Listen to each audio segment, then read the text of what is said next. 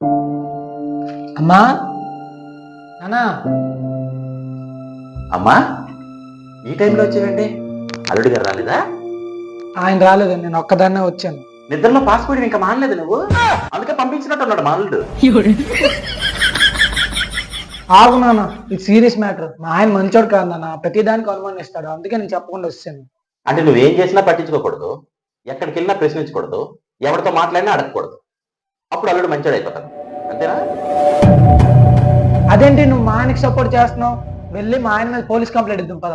చూడమ్మా, పెళ్లికి 10 లక్షలు కట్నం ఇచ్చాను కదా అని చెప్పి గొడవ వచ్చినప్పుడు ఆ 10 లక్షలు వడ్డీతో పాటు తిరిగి ఇచ్చేమని అడిగే టైప్ కదమ్మా నేను. నువ్వేంటి తేడా ఫాదర్ లా ఉన్నావు? నువ్వు నాకే ఇన్ని మాట్లాడుతున్నావంటే ఆ అబ్బాయికి ఇంకెంత టార్చర్ పెట్టి ఉంటావు నువ్వు. చిన్నప్పుడు నీ హోంవర్క్ కరెక్ట్ చేసిన నేను ఇప్పుడు నీ సంసారాన్ని కూడా కరెక్ట్ చేస్తాను. ఇప్పుడు మా అత్తూరు మీద పోలీస్ రిపోర్ట్ ఇస్తావా? ఇవ్వను. నీ వల్ల పని కాదు కానీ. అమ్మా అమ్మా, లోపల ఉంది నా పిల్లం, ఈ ఇంటి కోడలు, నా మాటే వింటది. నువ్వు ఆ ఇంటి కోడలు, వాళ్ళ మాట